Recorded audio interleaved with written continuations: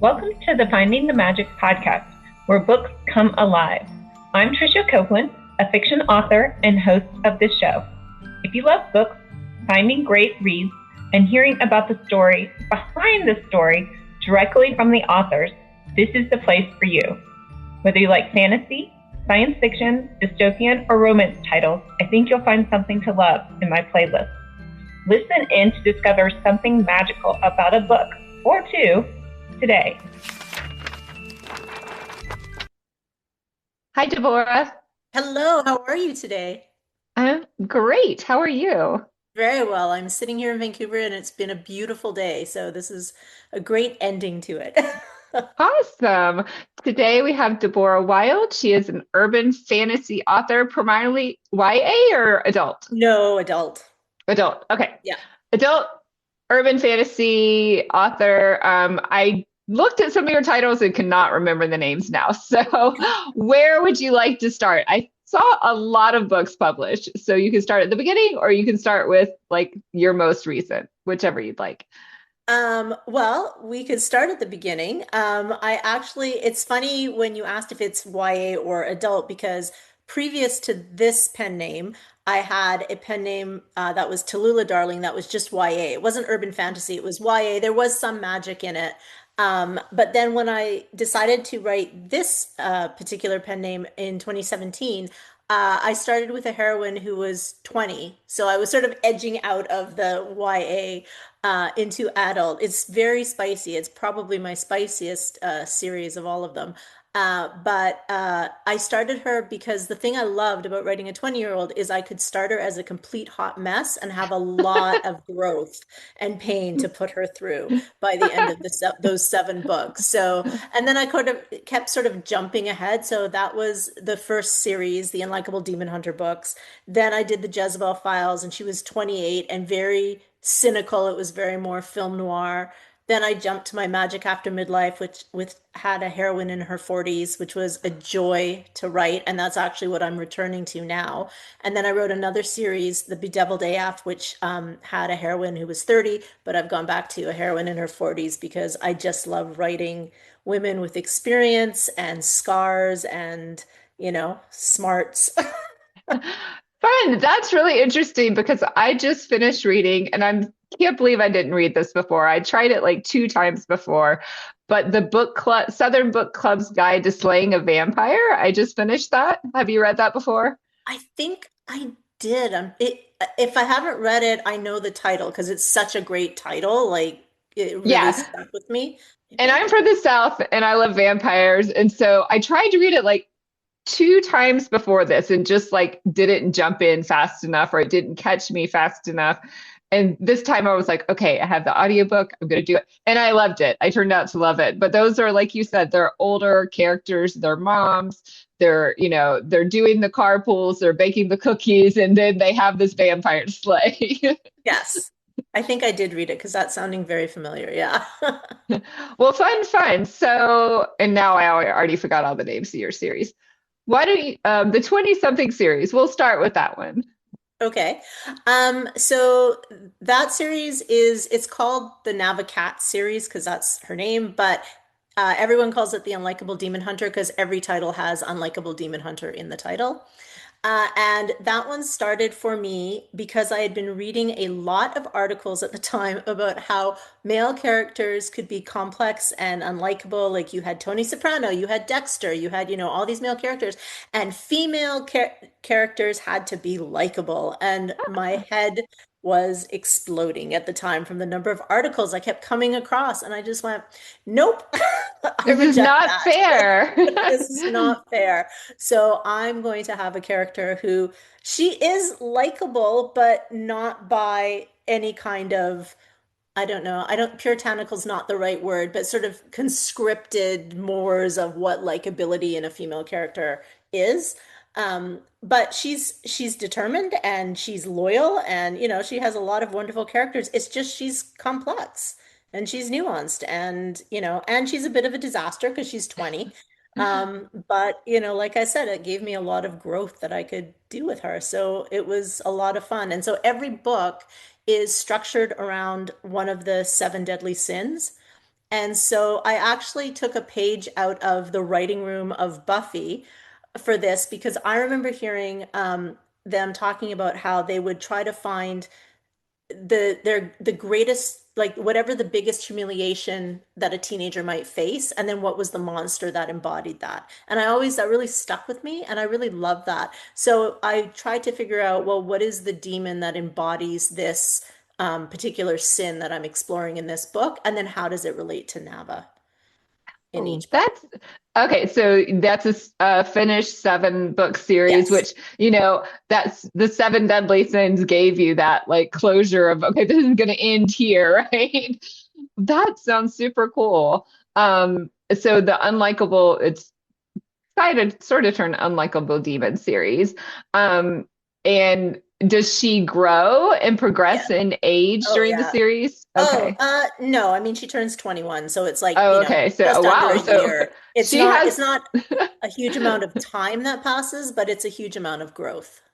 Oh, I was And gonna say, and she has 7 whole demons to slay in a year. oh So, yeah, oh yeah. She's part of she ends up it all starts with, and this has never happened to me before, but this opening scene just sort of came to me fully formed, where she comes home and she's forgotten that her twin brother, who's been training his whole life to join this all-male brotherhood of like secret society demon hunters, it's his initiation, and she's forgotten, and she crashes the initiation, and they go to do have, the ritual and the ring, and whoops, it goes on her hand instead of his, and they discover they've been training the wrong twin the whole time. oh, interesting. Is he really pissed? Yes. Yes. I So think he would there's be pissed off. yes. So there's a lot for her to repair because he is the most important person in her life. I can So imagine. yeah, Yeah. so And so her whole plan is get him initiated and get herself out of this situation to uh begin with. To begin with. yeah, yeah. So was she pissed too? Like, did she want to do this at No, oh no, no, no. all? She's very carefully, she had a dream that blew up, and she's very carefully curated her life to not have any dreams or any kind of responsibilities. And yes, so this crashes all her careful plans. Yeah, that can happen at age 20. Like, Yeah. yeah, I crashed and burned around that age. So I can relate to that one. Yes, I'm very glad my crashing and burning was not, memorialized on social media for all time. Yeah, that would have been another layer, right? Just Yeah, pile it on there, pile on the shame, right. Yeah. pile on the failure. So does she have any special abilities, or does she Yes.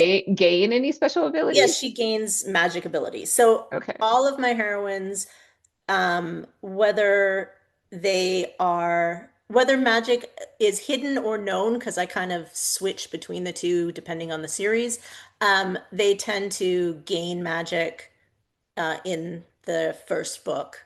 Uh, the new series I'm writing is actually the first one where she has her magic. She's had magic for 5 years already, because it's based. Her magic is and her friend's magic are based on perimenopausal symptoms. So I wanted to explore having fun with magic rooted in perimenopause. Very cool. Well, so your different series aren't really all in the same world, then they have a little No, bit different no, worlds. no. They're all Okay. different. So they're all mostly set in Vancouver because I I joke that I'm like I have nothing to contribute to more stories about New York or New Orleans or London or and also I love showing off my hometown, and I love finding ways to infuse magic into my hometown. Plus, I'm also not the most visual thinker, so it's very convenient for me to get in my car and go drive somewhere and look at it and take photographs of it to be able to describe it later, so that really helps me. So yes, they're all set in Vancouver, but they're all very different versions of Vancouver, in terms of they have very different magic systems. There's no connection whatsoever between the series. Oh, cool. And Yeah. how many series do you have now? I have four complete series, which is 25 books, and I'm just writing the first book of a new series now. That's so cool. And so that's a lot of different magic systems to come up with too. Yeah, four different magic systems. It Do is, you yes, worry about running out of ideas for those or constantly, constantly. Yeah.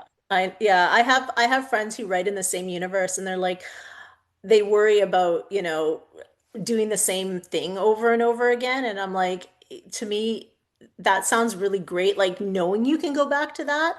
But I can't. I find by the time I get to the end of the series, I'm really done.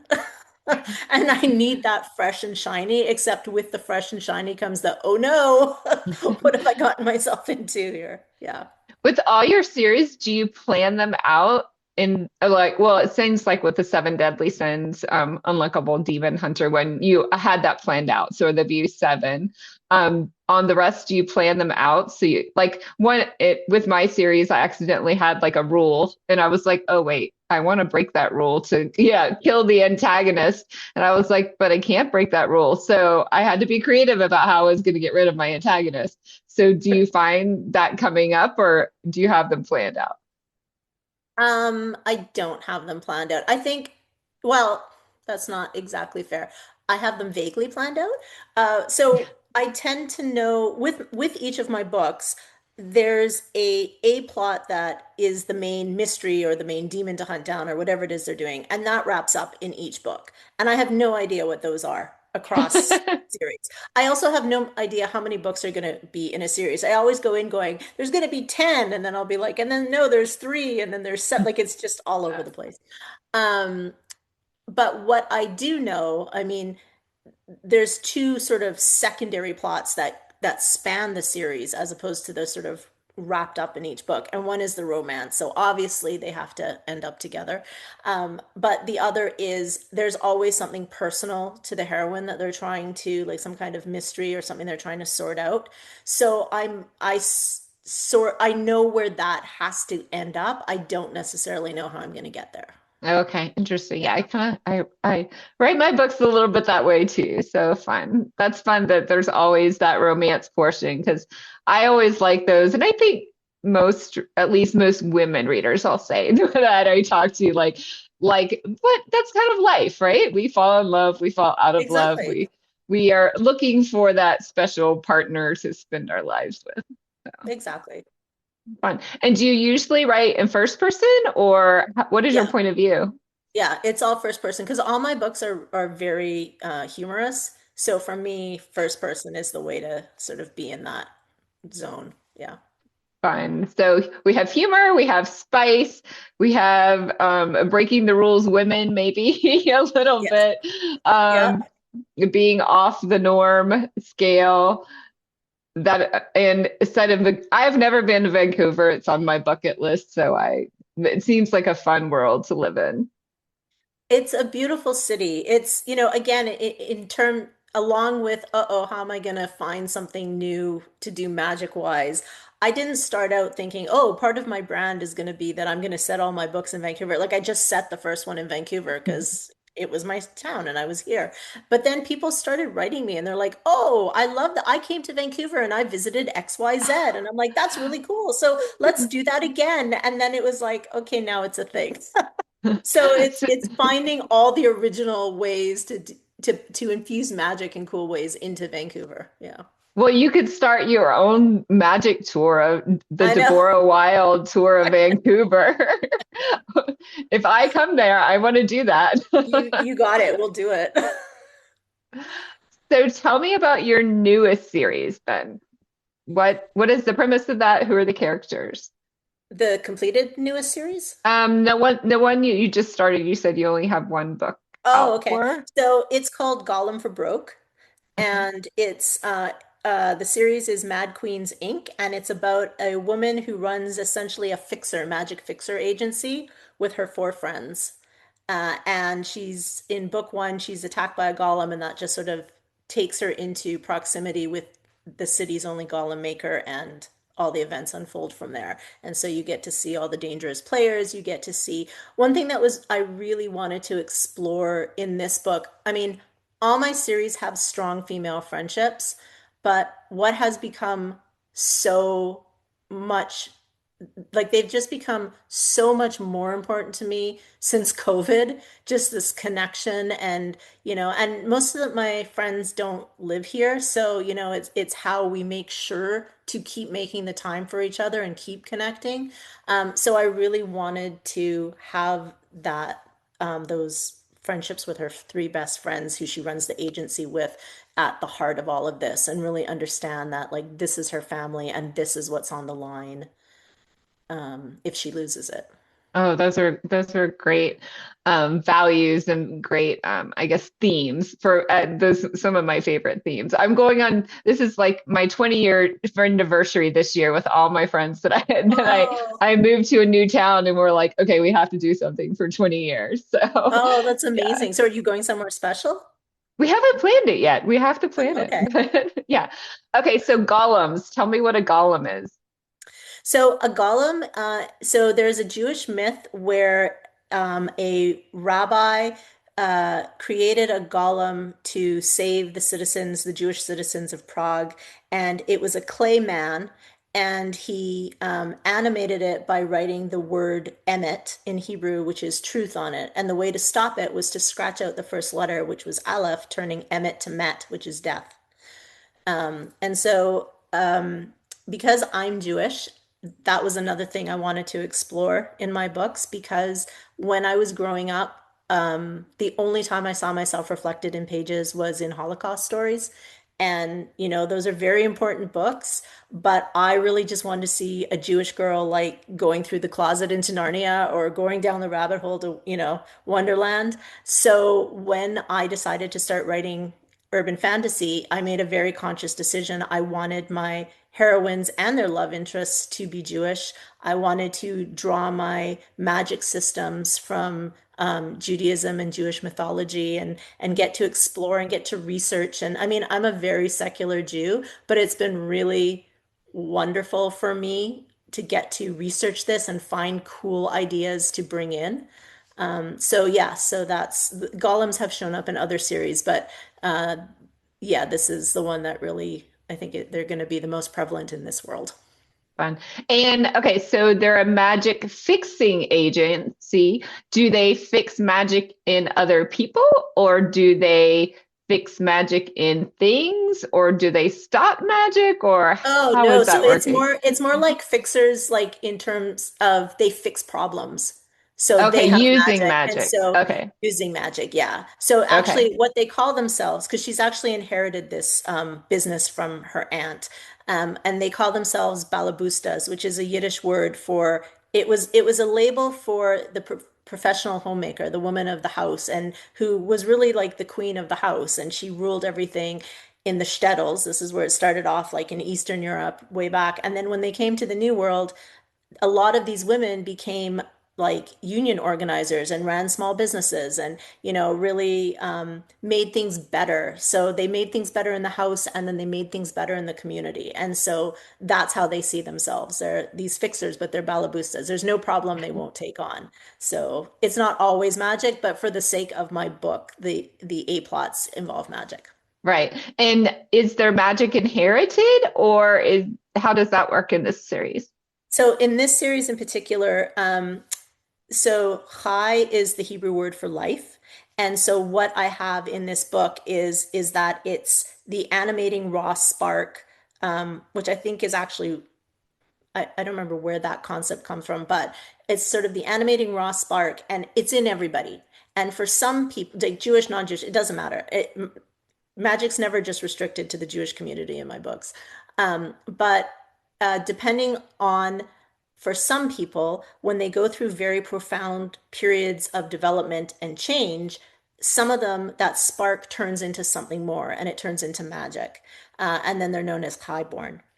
And so for most people, it happens while they're teenagers because that's such a volatile time.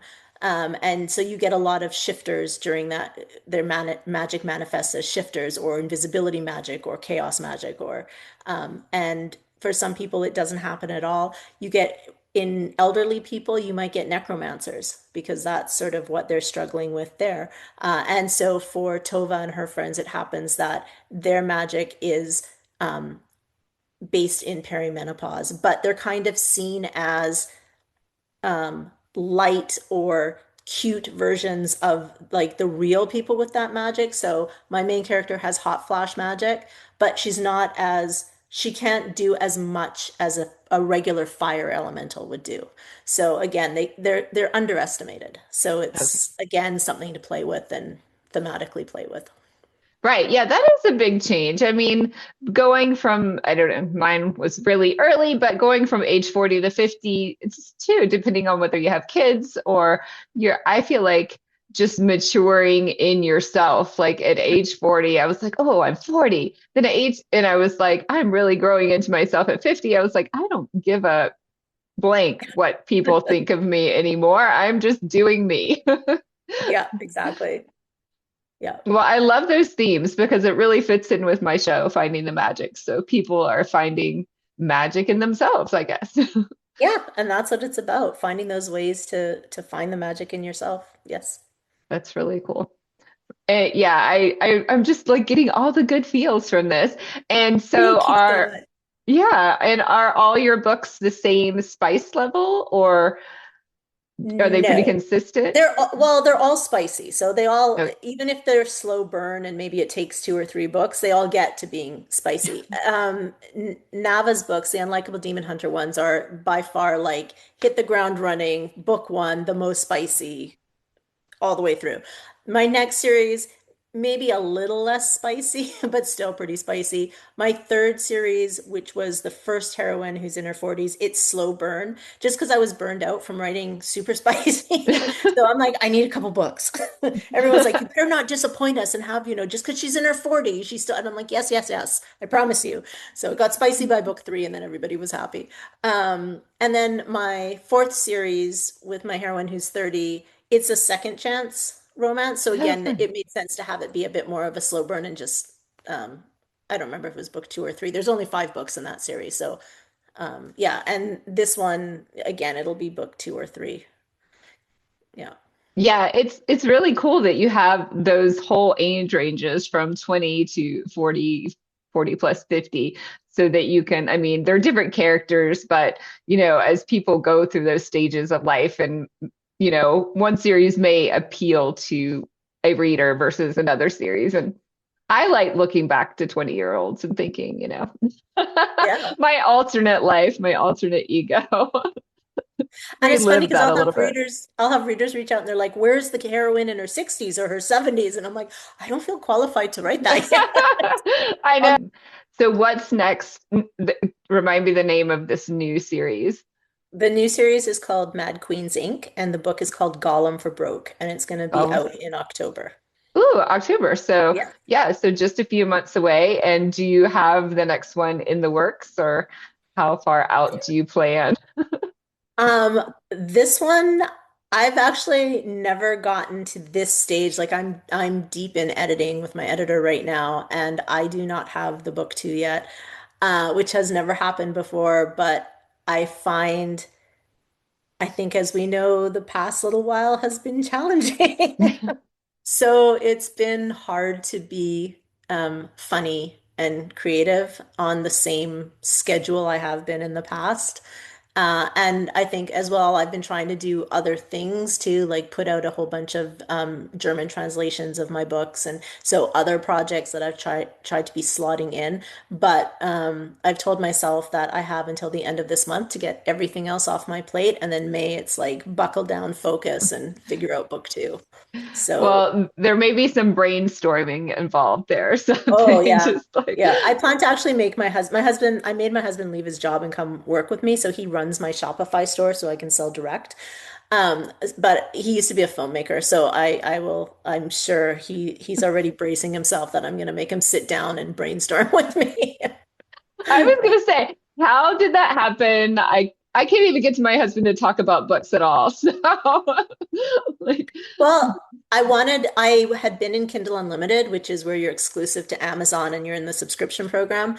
And it was not, and it was a great ride. Like I was very lucky. Like my first book, I hit the bestsellers, I got the all-star bonuses. I was very lucky. But by the time 2021 came around, it was not. doing good things for my mental health to be obsessively checking rank and seeing, is my book sticky? What are and I decided I needed to go wide. I just couldn't do this anymore. And so I went wide in 2022 and wanted to add in selling direct because I'm like, there's this amazing opportunity where I can just connect directly with my readers. But there was no way I could take this on myself. And my husband, he worked in post-production in film and television for years. And I think he was getting tired of being in a dark room. So I lured him out and I said, you won't have to work in a dark room. And we I'll give figured you a nobody, window, sweetie. yeah, here, you can sit by the window.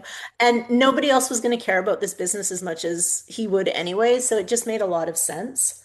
And he had enough technical knowledge to come and do it and get us into trouble and then figure it all out after Fun. and rebuild and rebuild and rebuild the story. Yeah. Awesome. Do you also offer audiobook formats? Yes, so all my books are in ebook, audiobook, and paperback. Yes. Yes. And Yay. I love my audiobooks narrators too. are fantastic. I love my narrators. And I have a new narrator for this one, so I'm very excited to be working with a new narrator on my new series. Oh, fun, fun. That's awesome. I love audiobooks. So big check for me there. Excellent. Yeah, I had the same thing like last year. I finished a series and it was great that I finished it because I needed to finish it and they have their happily ever after and there was a lot of drama, so it was very emotional. But now I'm like, well, I finished that. Now what do I do? So I'm like trying not to force it, but thinking, I really need to do this.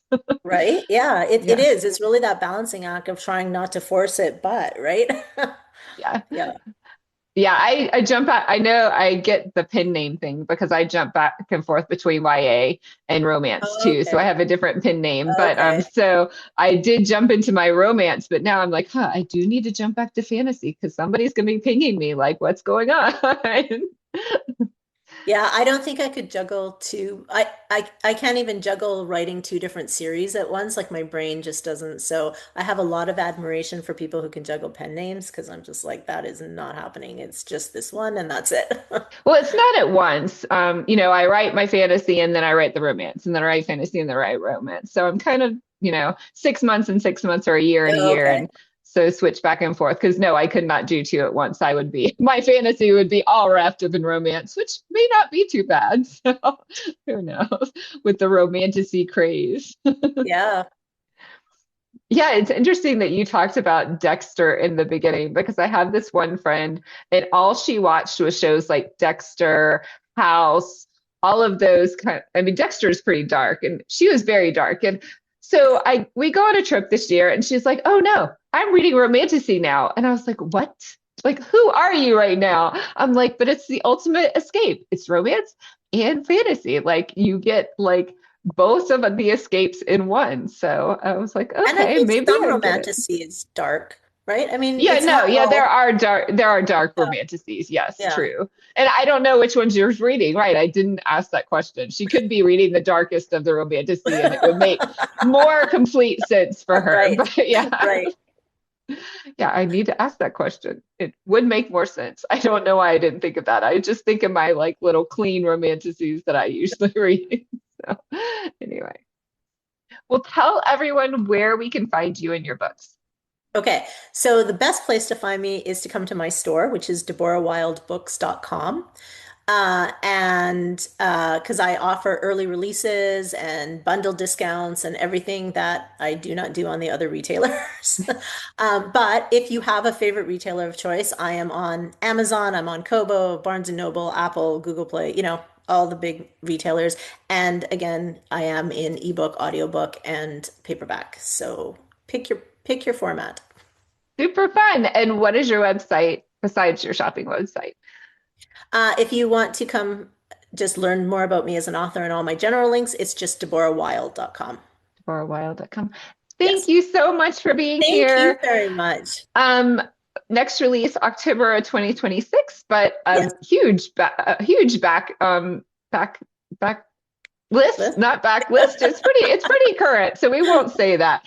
But Deborah Wilde, thank you so much for being here, and I hope you'll come back when you release your next book. Thank you. I would love to. Bye.